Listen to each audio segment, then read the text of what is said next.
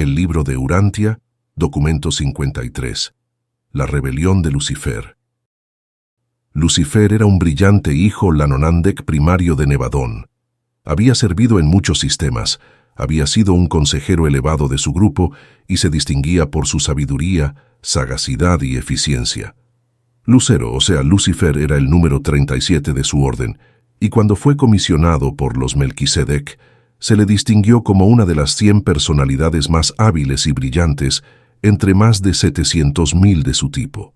Desde comienzos tan magníficos, a través del mal y del error, abrazó el pecado y ahora se lo numera como uno de los 3 soberanos del sistema en Nevadón que sucumbieron al impulso del yo y se rindieron a los sofismas de la libertad personal espuria, el rechazo de la lealtad universal y el descuido de las obligaciones fraternales, la ceguera a las relaciones cósmicas. En el universo de Nevadón, el dominio de Cristo Micael, hay 10.000 sistemas de mundos habitados. En toda la historia de los hijos Lanonandek, en todo su trabajo a través de estos miles de sistemas y en la sede central del universo, tan solo 3 soberanos de los sistemas han sido hallados en desacato al gobierno del Hijo Creador. Los líderes de la rebelión. Lucifer no era un ser ascendente, fue un hijo creado del universo local, y de él se dijo: «Perfecto eras en todos tus caminos, desde el día en que fuiste creado hasta que se halló en ti injusticia». Muchas veces había estado en consejo con los altísimos de Edentia, y Lucifer reinaba sobre la montaña sagrada de Dios, la montaña administrativa de Jerusalén, porque era el ejecutivo en jefe de un gran sistema de 607 mundos habitados. Lucifer era un ser magnífico, una personalidad brillante. Estaba junto a los padres altísimos de la constelación en la línea directa de la autoridad universal.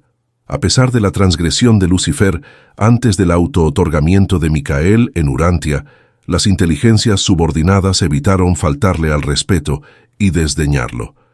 Aún el arcángel de Micael, al tiempo de la resurrección de Moisés, no emitió juicio contra él, sino que simplemente dijo: «El juez te reprenda». El juicio en tales asuntos pertenece a los ancianos de los días, los gobernantes del superuniverso.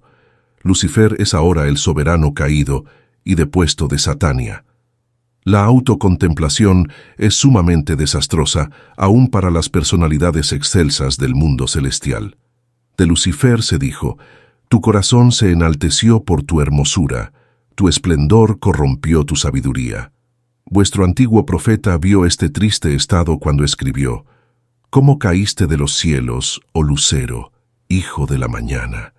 ¿Cómo has sido derribado tú que te atreviste a confundir a los mundos?». Muy poco se oyó acerca de Lucifer en Urantia debido al hecho de que asignó a su primer ayudante, Satanás, para abogar por su causa en vuestro planeta. Satanás formaba parte del mismo grupo primario de Lanonandek, pero no había actuado nunca como soberano del sistema. Participó plenamente en la insurrección de Lucifer. El diablo no es sino Caligastia, el príncipe planetario depuesto de Urantia y un hijo de la orden secundaria de Lanonandek. Cuando Micael estaba en Urantia en la carne, Lucifer, Satanás y Caligastia se aliaron para precipitar el fracaso de la misión de auto-otorgamiento. Pero claramente fracasaron. Abadón era el jefe del séquito de Caligastia, siguió a su jefe en la rebelión y desde entonces ha actuado como jefe ejecutivo de los rebeldes de Urantia. Beelzebú era el líder de los seres intermedios desleales que se aliaron con las fuerzas del traicionero Caligastia. El dragón se volvió finalmente la representación simbólica de todos estos personajes malvados.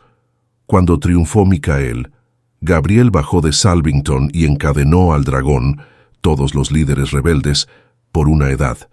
De los rebeldes seráficos de Jerusalén se ha escrito: «Y a los ángeles que no mantuvieron su estado primario, sino que abandonaron su propia morada, aseguró con fuertes cadenas de oscuridad hasta el juicio del gran día». Capítulo 2. Las causas de la rebelión. Lucifer y su primer asistente, Satanás, habían reinado en Jerusalén por más de 500.000 años, cuando en su corazón comenzaron a alinearse contra el Padre Universal y su hijo Micael, por entonces vicegerente. No existían en el sistema de Satania condiciones peculiares o especiales que sugiriesen o favoreciesen la rebelión. Creemos que la idea se originó y formó en la mente de Lucifer, y que pudo haber instigado dicha rebelión sin importar dónde estuviera estacionado. Lucifer anunció primero sus planes a Satanás, pero se requirieron varios meses para que éste se convirtiera a las teorías rebeldes, se volvió un defensor atrevido y entusiasta de la autoaserción y libertad. Nadie jamás le sugirió a Lucifer la idea de una rebelión. La idea de la autoaserción, en oposición a la voluntad de Micael y a los planes del Padre Universal, tal como los presentaba Micael, tuvo origen en su propia mente. Sus relaciones con el Hijo Creador habían sido íntimas y siempre cordiales. En ningún momento antes de la exaltación de su propia mente expresó Lucifer abiertamente falta de satisfacción respecto de la administración del universo. A pesar de su silencio, por más de 100 años del tiempo estándar, el Unión de los Días en Salvington había estado reflectivando a Uversa que no reinaba completamente la paz en la mente de Lucifer. Esta información también fue comunicada al Hijo Creador y a los padres de la constelación de Norlatiadec. A lo largo de este periodo, Lucifer se volvió cada vez más crítico del plan total de la administración universal, pero siempre profesó lealtad sincera a los gobernantes supremos. Su primera deslealtad abierta se manifestó con motivo de una visita de Gabriel a Jerusalén, apenas unos pocos días antes de la proclamación abierta de la Declaración Luciferina de Libertad. Gabriel tan profundamente se impresionó por la certidumbre de una ruptura próxima que se dirigió directamente a Edentia para conferenciar con los padres de la constelación sobre las medidas a emplear en el caso de una rebelión abierta. Es muy difícil señalar la causa o las causas exactas que finalmente culminaron en la rebelión de Lucifer. Tan solo estamos seguros de una cosa, y eso es, sean cuales fueren estos comienzos, tuvieron origen en la mente de Lucifer. Debe haber existido una vanagloria del yo que se alimentó hasta el punto del autoengaño, de modo que Lucifer, durante un periodo, verdaderamente se convenció de que su idea rebelde realmente redundaría en el bien del sistema, si no del universo entero.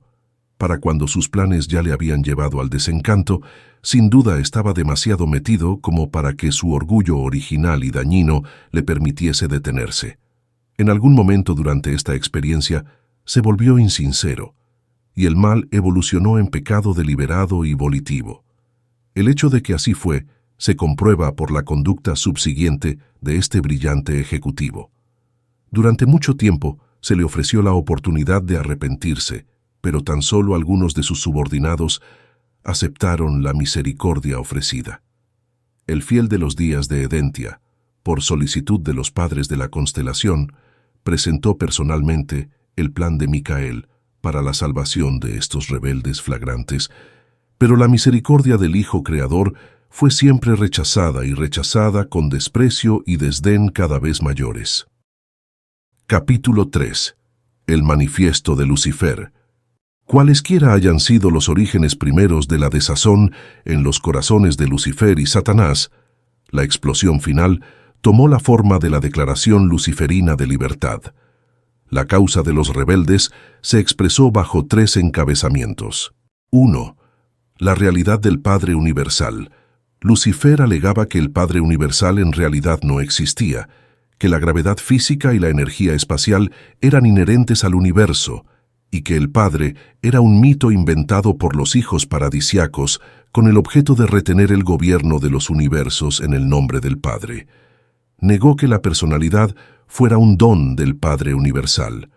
Aún sugirió que los finalistas estaban en confabulación con los hijos paradisiacos, para imponer el fraude sobre toda la creación, puesto que nunca volvían trayendo una idea muy clara de la personalidad auténtica del Padre, tal como se la discierne en el paraíso.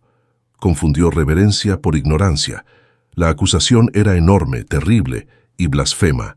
Fue este ataque velado contra los finalistas el que sin duda influyó sobre los ciudadanos ascendentes por entonces en Jerusalén para que éstos permanecieran firmes y se mantuvieran constantes en su resistencia a todas las propuestas rebeldes. 2. El gobierno universal del Hijo Creador, Micael. Lucifer sostenía que los sistemas locales debían de ser autónomos. Protestó contra el derecho de Micael, el Hijo Creador, a la soberanía de Nevadón en nombre de un hipotético padre paradisiaco y la exigencia de que todas las personalidades reconocieran su lealtad a este Padre invisible. Afirmó que el entero plan de adoración era un esquema sagaz para agrandar a los hijos paradisiacos. Estaba dispuesto a reconocer a Micael como su Padre Creador, pero no como su Dios y gobernante legítimo. Atacó con gran amargura el derecho de los ancianos de los días, potentados extranjeros, de interferir en los asuntos de los sistemas y universos locales. Denunció a estos gobernantes como tiranos y usurpadores. Exhortó a sus seguidores a que creyeran que ninguno de estos gobernantes podía hacer nada para interferir en la operación de la autonomía completa si los hombres y los ángeles tenían el valor de afirmarse a sí mismos y reclamar atrevidamente sus derechos.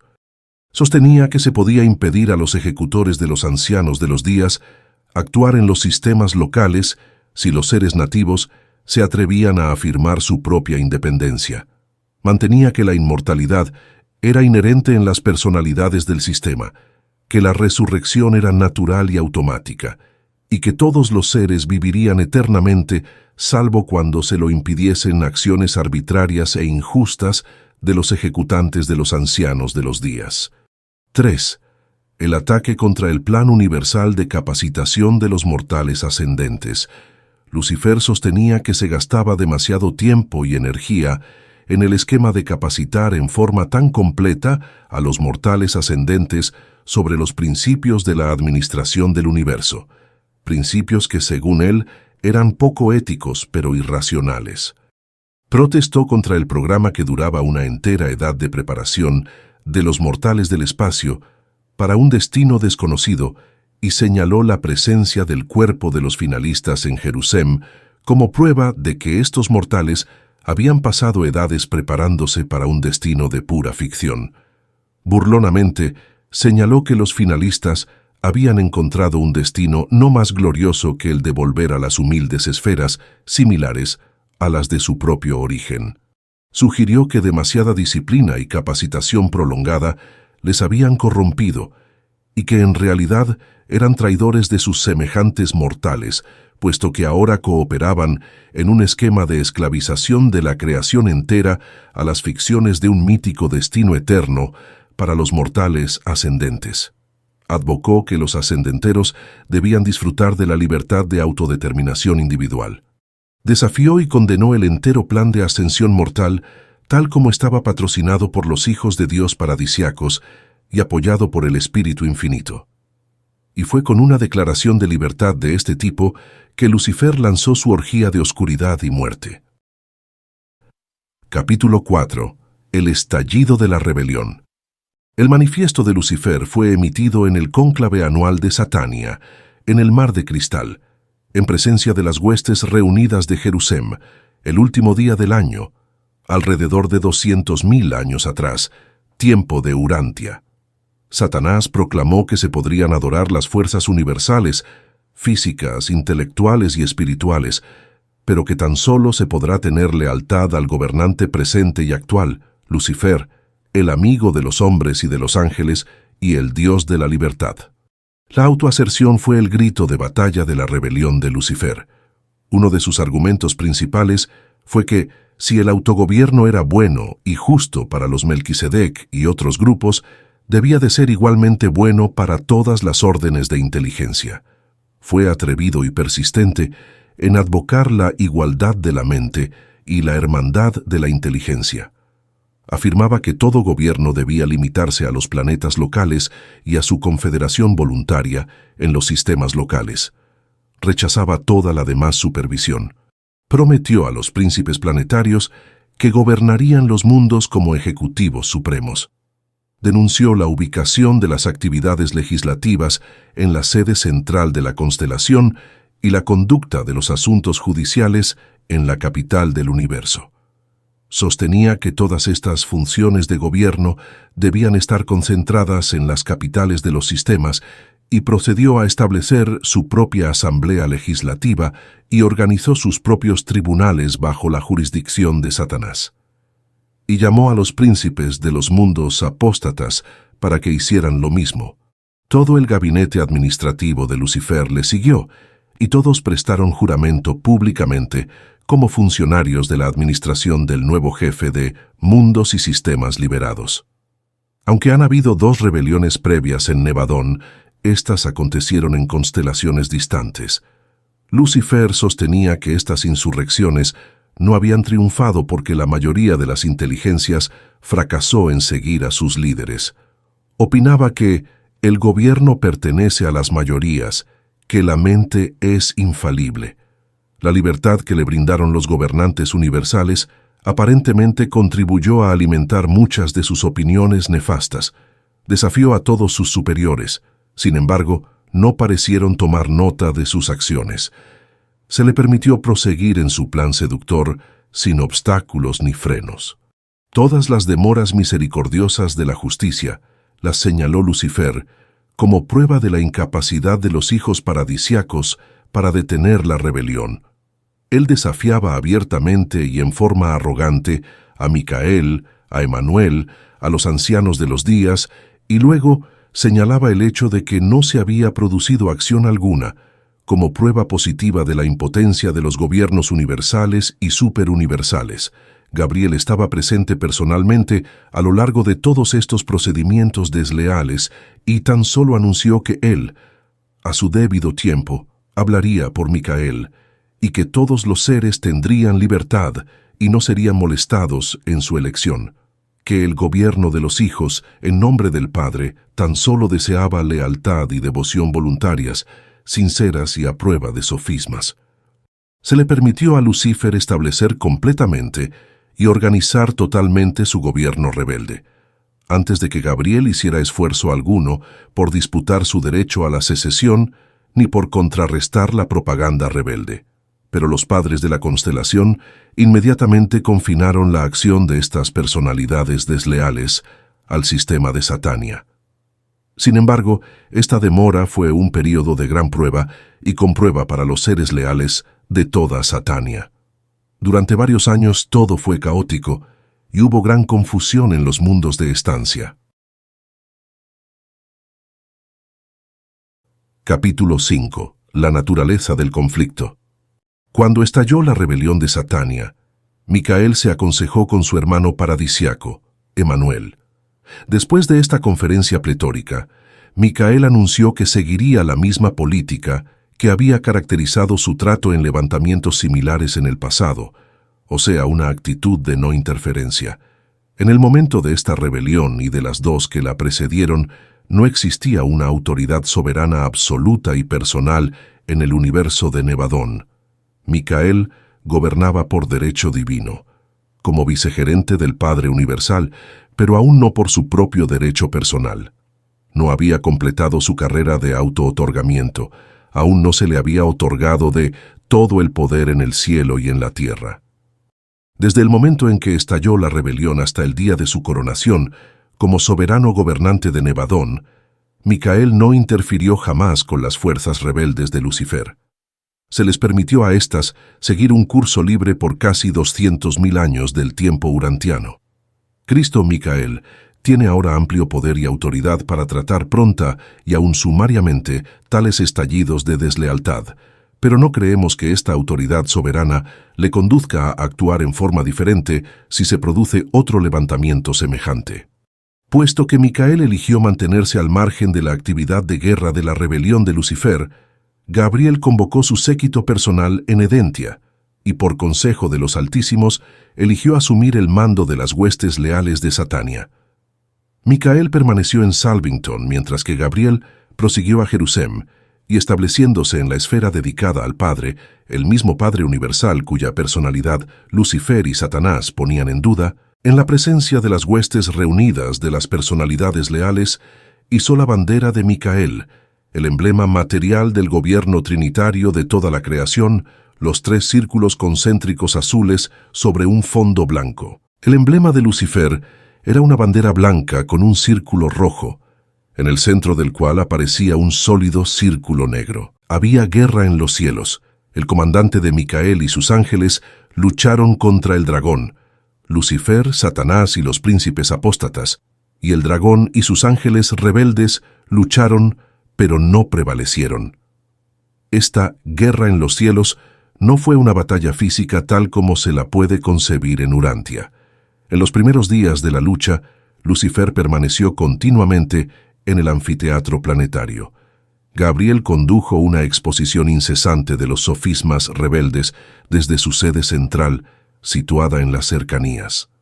Las varias personalidades presentes en la esfera que tuvieran duda en cuanto a su actitud se trasladaban de uno a otro sitio, escuchando las disertaciones hasta llegar a una decisión final. Pero esta guerra en los cielos fue muy terrible y muy real. Aunque no exhibía ninguna de las barbaridades tan características de la guerra física en los mundos inmaduros, este conflicto era mucho más mortífero. La vida material corre peligro en el combate material, pero la guerra en los cielos se peleó en términos de vida eterna. Capítulo 6. Un comandante seráfico leal. Hubo muchas acciones nobles e inspiradoras de devoción y lealtad que realizaron numerosas personalidades durante el período que cursó entre el estallido de las hostilidades y la llegada del nuevo gobernante del sistema y de su séquito. Pero la más emocionante de todas estas hazañas valerosas de devoción fue la valiente conducta de Manotia, el segundo en la línea de mando de los serafines de la sede central de Satania. Cuando estalló la rebelión en Jerusalén, el jefe de las huestes seráficas abrazó la causa de Lucifer.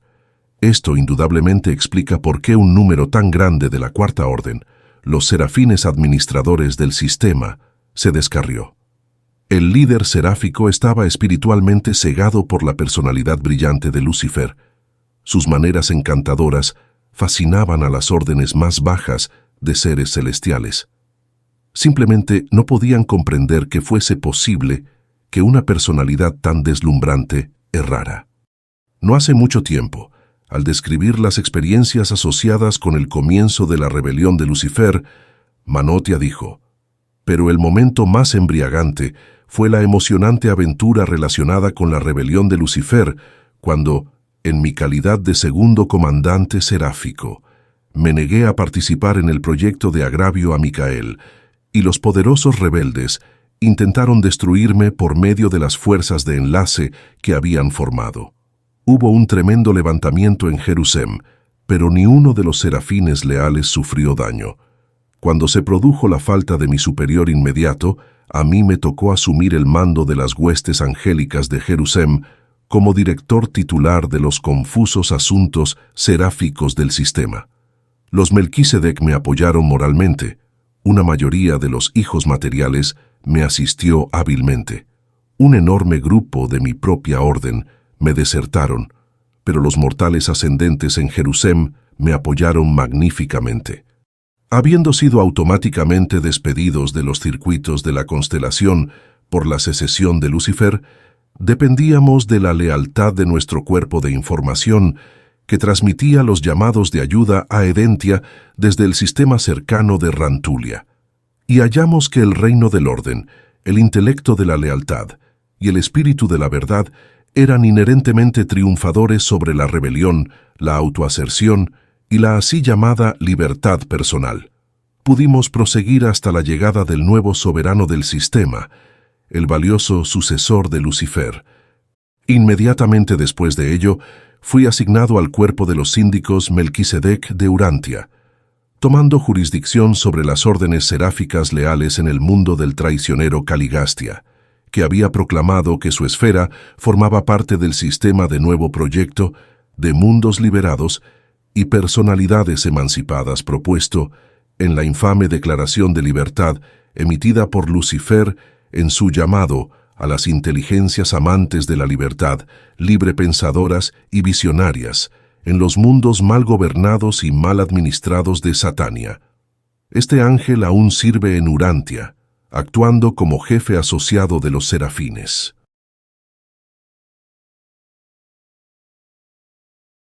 Capítulo 7. La historia de la rebelión. La rebelión de Lucifer abarcó todo el sistema. 37 príncipes planetarios en secesión entregaron las administraciones de sus mundos a las filas del archirrebelde. Solo en Panoptia el príncipe planetario fracasó en arrastrar a su pueblo a la rebelión. En este mundo, bajo la guía de los Melquisedec, el pueblo se congregó en apoyo de Micael. Elanora, una joven de ese reino mortal, tomó el liderazgo de las razas humanas, y ni una sola alma de ese mundo trastornado por las luchas se enlistó bajo la bandera de Lucifer.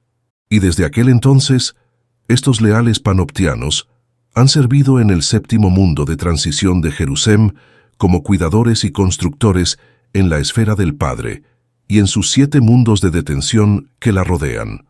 Los panoptianos no solo actúan como custodios literales de estos mundos, sino que también ejecutan las órdenes personales de Micael para el embellecimiento de estas esferas, para una utilización desconocida del futuro.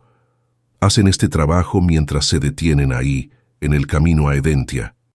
Durante todo este periodo, Caligastia advocaba la causa de Lucifer en Urantia. Los Melquisedec se opusieron hábilmente al apóstata príncipe planetario, pero los sofismas de la libertad sin frenos y las ilusiones de la autoaserción tuvieron todas las oportunidades para engañar a los pueblos primitivos de un mundo joven y no desarrollado. La propaganda para la secesión hubo de llevarse a cabo mediante el esfuerzo personal, porque se había suspendido el servicio de emisión y todas las demás avenidas de comunicación interplanetaria por acción de los supervisores de los circuitos del sistema. En el momento del estallido de la insurrección, todo el sistema de Satania fue aislado de los circuitos de la constelación y también los del universo. Durante este período, todos los mensajes que llegaban y salían eran despachados por agentes seráficos y mensajeros solitarios. Los circuitos a los mundos caídos también estaban cortados, de modo que Lucifer no podía utilizar esta avenida para fomentar su esquema nefasto. Y mientras el archirrebelde viva dentro de los confines de Satania, no se volverán a establecer estos circuitos. Esta fue una rebelión Lanonandec. Las órdenes más altas de filiación del universo local no se unieron a la secesión de Lucifer, aunque algunos de los portadores de vida estacionados en los planetas rebeldes estuvieron un tanto influidos por la rebelión de los príncipes desleales. Ninguno de los hijos trinidizados se descarrió. Los Melquisedec, los arcángeles y las estrellas brillantes vespertinas se mantuvieron todos leales a Micael y con Gabriel lucharon valientemente por la voluntad del Padre y el gobierno del Hijo. Ningún ser de origen en el paraíso participó en la deslealtad. Juntamente con los mensajeros solitarios, establecieron su sede en el mundo del espíritu y permanecieron bajo el liderazgo del fiel de los días, en Edentia. Ninguno de los conciliadores traicionó, tampoco ni se descarrió uno solo de los registradores celestiales, pero hubo grandes pérdidas entre los compañeros morontiales y los maestros de los mundos de estancia. De la orden suprema de los serafines, no se perdió ni un solo ángel, pero un grupo considerable de la orden siguiente, la orden superior, fue engañado y engatusado. Del mismo modo, se descarriaron algunos de la orden tercera o supervisora de ángeles. Pero el colapso terrible se produjo en el cuarto grupo, los ángeles administradores, o sea, los serafines que están normalmente asignados al servicio de las capitales de los sistemas. Manotia salvó a casi 2/3 de ellos, pero un poco más de 1/3 siguieron a su jefe uniéndose a las filas rebeldes.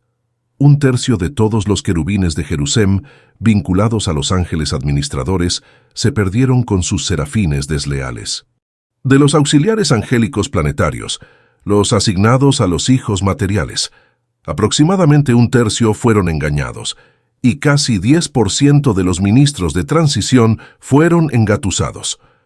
Juan vio esto simbólicamente cuando escribió del gran dragón rojo diciendo: «Y su cola atrajo a 1/3 parte de las estrellas del cielo y las lanzó a la obscuridad». La pérdida más grande aconteció en las filas angélicas, pero la mayoría de las órdenes más bajas de inteligencia participaron en la deslealtad. De los 681.217 hijos materiales perdidos en Satania, el 95% se perdieron en la rebelión de Lucifer. Grandes números de seres intermedios se perdieron en los planetas individuales cuyos príncipes planetarios abrazaron la causa de Lucifer. En muchos aspectos, esta rebelión fue la más desastrosa y de mayor magnitud de todos estos sucesos en Nevadón. Hubo más personalidades comprometidas en esta insurrección que en las otras dos juntas.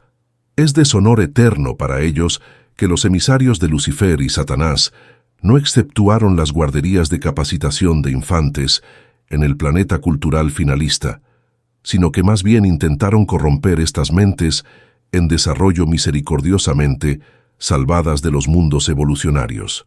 Los mortales ascendentes eran vulnerables, pero resistieron a los sofismas de la rebelión mejor que los espíritus más bajos.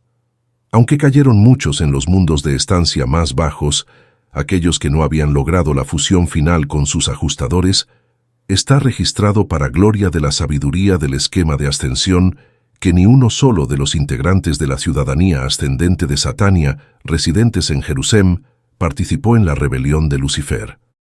Hora tras hora y día tras día, las estaciones emisoras de todo Nevadón estaban repletas de ansiosos observadores de toda clase imaginable de inteligencias celestiales, que examinaban ávidamente los boletines sobre la rebelión de Satania y se regocijaban al oír narrar continuamente los informes de la lealtad inflexible de los mortales ascendentes que, bajo el liderazgo Melquisedec, triunfaron en su resistencia a los esfuerzos combinados y prolongados de todas las sutiles fuerzas del mal que tan rápidamente se habían congregado bajo el estandarte de la secesión y el pecado. Pasaron más de 2 años de tiempo del sistema entre el comienzo de la guerra en los cielos y la instalación del sucesor de Lucifer.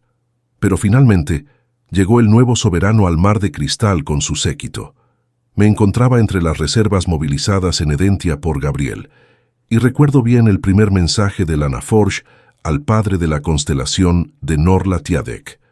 Decía: «No se ha perdido un solo ciudadano de Jerusalén.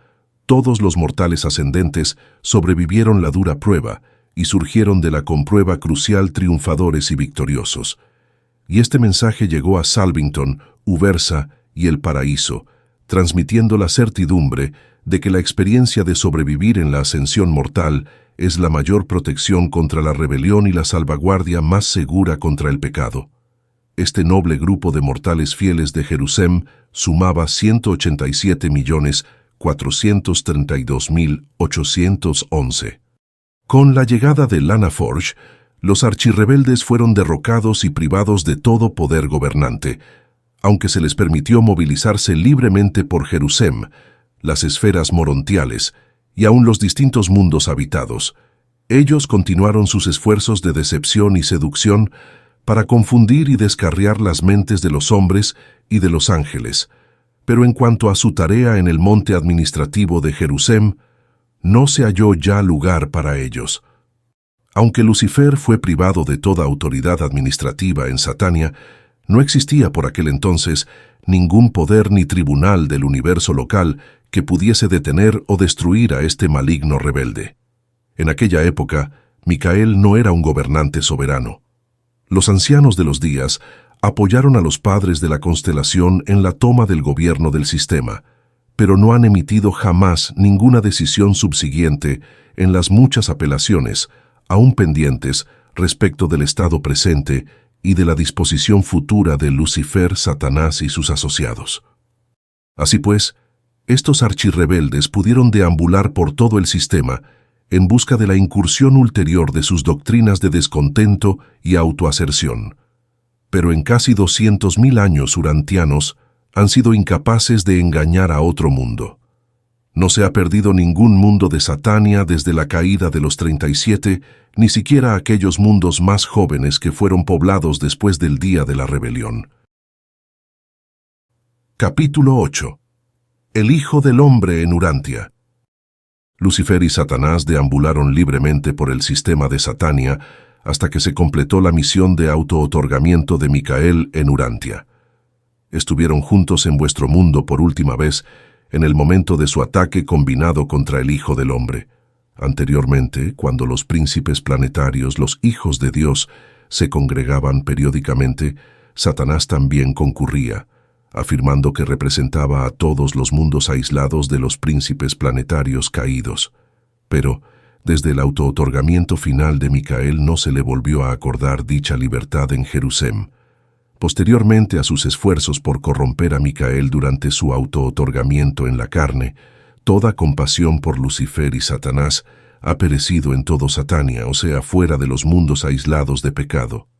El autootorgamiento de Micael terminó la rebelión de Lucifer en todo Satania, fuera de los planetas de los príncipes planetarios apóstatas. Y este fue el significado de la experiencia personal de Jesús poco antes de su muerte en la carne, cuando cierto día exclamó a sus discípulos: «Y contemplo cómo cae Satanás desde el cielo como un rayo». Había concurrido a Urantia con Lucifer para sostener una última contienda crucial. El Hijo del Hombre confiaba en el éxito y sabía que su triunfo en vuestro mundo establecería por siempre el estado de sus enemigos de toda una edad, no solamente en Satania, sino también en los otros dos sistemas a donde había penetrado el pecado. Hubo supervivencia para los mortales y certidumbre para los ángeles, cuando vuestro Maestro, en respuesta a las propuestas de Lucifer, respondió calmadamente y con certidumbre divina: «Vete detrás de mí, Satanás». Ese fue, en principio, el fin verdadero de la rebelión de Lucifer. Es verdad que los tribunales de Ubersa aún no han emitido la decisión ejecutiva respecto de la apelación de Gabriel solicitando la destrucción de los rebeldes, pero un tal decreto indudablemente será emitido en la plenitud del tiempo, puesto que el primer paso en la adjudicación de este caso ya ha sido tomado. El Hijo del Hombre reconoció a Caligastia como príncipe técnico de Urantia hasta cerca del tiempo de su muerte. Dijo Jesús: «Ahora es el juicio de este mundo. Ahora caerá el príncipe de este mundo». Luego, aún más cerca de completar la misión de su vida, anunció: «El príncipe de este mundo es juzgado, y es este mismo príncipe derrocado y desacreditado que cierta vez fue llamado Dios de Urantia». La última acción de Micael antes de abandonar Urantia consistió en ofrecer misericordia a Caligastia y Daligastia, pero despreciaron su tierna oferta. Caligastia, vuestro príncipe planetario apóstata, aún está libre en Urantia de perseguir sus nefastos designios, pero no tiene absolutamente ningún poder para entrar en la mente de los hombres, ni tampoco puede acercarse a sus almas para tentarlas o corromperlas, a menos que realmente deseen ser maldecidas por su malvada presencia. Antes del autootorgamiento de Micael, estos gobernantes de la oscuridad trataron de mantener su autoridad en Urantia, y persistentemente se resistieron a las personalidades menores y subordinadas. Pero a partir del día de Pentecostés, este traicionero Caligastia y su igualmente despreciable asociado Daligastia son serviles ante la majestad divina de los ajustadores del pensamiento paradisíacos y el protector espíritu de la verdad, el espíritu de Micael, que ha sido derramado sobre toda la carne. Pero aún así, ningún espíritu caído tuvo jamás el poder de invadir la mente o de acosar las almas de los hijos de Dios. Ni Satanás ni Caligastia podrían tocar o acercarse a los hijos de Dios por la fe. La fe es una armadura eficaz contra el pecado y la iniquidad. Es verdad, aquel que nace de Dios se guarda y el maligno no le toca. En general, cuando se supone que los mortales débiles y disolutos están bajo la influencia de los diablos y demonios, es que les dominan meramente sus propias tendencias inherentes y viles, siendo descarriados por sus propias propensiones naturales. Al diablo se ha acreditado mucho del mal que no le pertenece. Caligastia ha sido comparativamente impotente a partir de la cruz de Cristo. Capítulo 9. El estado presente de la rebelión. En los primeros días de la rebelión de Lucifer, Micael ofreció salvación a todos los rebeldes, a todos los que demostraran un arrepentimiento sincero. Ofreció, en cuanto llegara a la completa soberanía universal, perdón y restablecimiento a alguna forma de servicio universal. Ninguno de los líderes aceptó esta oferta misericordiosa, pero miles de los ángeles y las órdenes inferiores de los seres celestiales, incluyendo a cientos de hijos e hijas materiales, aceptaron la misericordia proclamada por los panoptianos y se les otorgó rehabilitación al tiempo de la resurrección de Jesús 1900 años atrás. Estos seres desde entonces han sido transferidos al mundo del Padre de Jerusalén, en el cual deben permanecer técnicamente hasta que los tribunales de Ubersa emitan una decisión en el sumario de Gabriel contra Lucifer.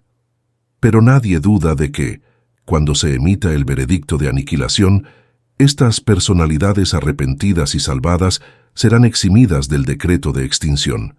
Estas almas probacionarias trabajan ahora con los panoptianos en la tarea de cuidar el mundo del Padre. El archiengañador no ha estado en Urantia desde los días en que intentó desviar a Micael del propósito de completar el autootorgamiento y establecerse final y certeramente como gobernante incondicional de Nevadón. Cuando Micael se volvió el jefe establecido del universo de Nevadón, Lucifer fue detenido por los agentes de los ancianos de los días de Ubersa y desde entonces ha estado encarcelado en el satélite número 1 del grupo del Padre de las esferas de transición de Jerusalén. Y aquí los gobernantes de otros mundos contemplan el fin del soberano infiel de Satania.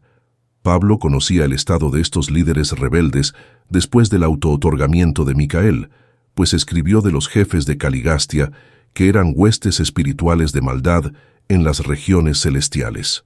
Al asumir la soberanía suprema de Nevadón, Micael solicitó de los ancianos de los días la autoridad para internar a todas las personalidades que participaron en la rebelión de Lucifer, hasta que se emitiesen las decisiones de los tribunales superuniversales en el juicio de Gabriel contra Lucifer, asentado en los registros del Tribunal Supremo de Ubersa casi 200.000 años atrás, en vuestra medida de tiempo.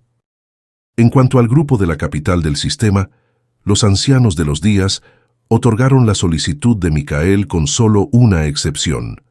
Se permitió que Satanás realizara visitas periódicas a los príncipes apóstatas en los mundos caídos hasta que otro hijo de Dios fuera aceptado por estos mundos apóstatas, o hasta el momento en que los tribunales de Ubersa comenzaran la adjudicación del caso de Gabriel versus Lucifer.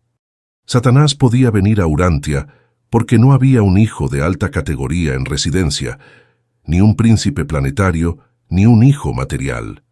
Maquiventa Melquisedec ha sido proclamado desde entonces príncipe planetario, vicegerente de Urantia, y la apertura del caso de Gabriel contra Lucifer ha señalado la inauguración de regímenes temporales planetarios en todos los mundos aislados.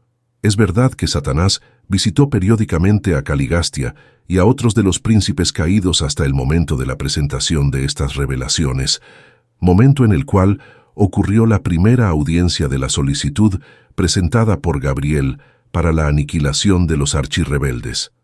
Satanás está ahora incondicionalmente detenido en los mundos de prisión de Jerusalén. A partir del autootorgamiento final de Micael, nadie en todo Satania ha deseado ir a los mundos de prisión para ministrar a los rebeldes internados, y ningún otro ser ha sido atraído a la causa del traidor. Durante 1900 años no ha cambiado esta condición.